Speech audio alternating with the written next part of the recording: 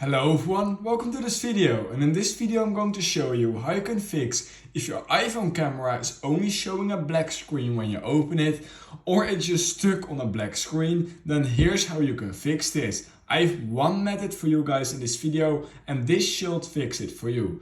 Simply head over to settings, scroll down till you find general, scroll down till you find transfer or reset iPhone, click on reset and click on reset all settings. Now type in your passcode and click on reset all settings, and it will say this will reset all settings and your Apple Pay cards, keys and passes will be removed. No data or media will be deleted. Just click on reset all settings and then you want to say, are you sure you want to continue? This will reset. Just click on reset.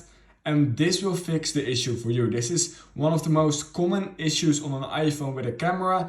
It's simply showing a black screen. So now what you want to do is you want to simply wait till this bar is completely filled white and then your phone will restart again, and that should fix the issue for you. So let me down in the comments know if this fixed the issue for you, and if it did so, then please consider just liking this video and subscribing to my channel.